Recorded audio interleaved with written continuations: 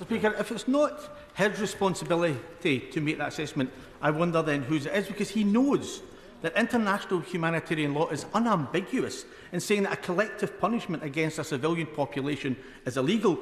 Now that's SNP MP Brendan O'Hara, basically hitting our Foreign Secretary, James, not so cleverly, with what might be a bit of a zinger question about the conflict with Israel and Palestine.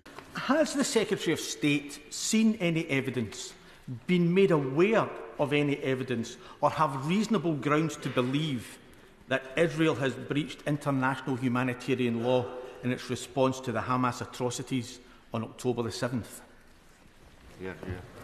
Mr. Speaker, I am not in a position, indeed it's not my role to make an assessment on the interpretation of events which are unfolding as we speak. There will, of course, be assessments of the nature of international humanitarian law. We are trying to make sure that in all of its actions, in its legitimate self-defence, Israel does abide by international law.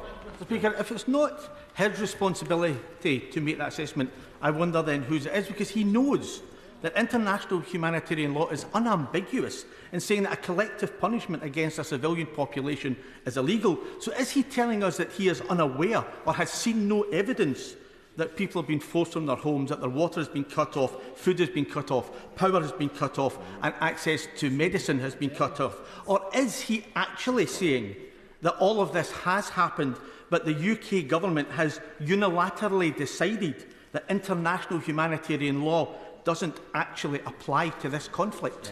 Mr. Speaker, he undermines his own question by making the assertion that his interpretation of international humanitarian law is by default one that I have to subscribe to. His definition of what is happening is not one that I necessarily agree with. What don't you agree with, James, not so cleverly? You don't agree with the United Nations' view on blocking supplies and essentials is illegal? Or doesn't he agree with Brendan O'Hara that it isn't a Foreign Secretary to decide whether Israel are breaking international law? Now, I don't know, but shouldn't he find out, or am I missing something? Also, if Brendan O'Hara's assertion of international law is wrong, tell him why then, Foreign Secretary. Put him in his place. Show him your superior brain power, James, not so cleverly. He just made himself look an absolute bell-tap, didn't he? He really is just unfit and an improper person for this position, isn't he? He just looked and sounded like a bit of an idiot in my view. But what do you guys think?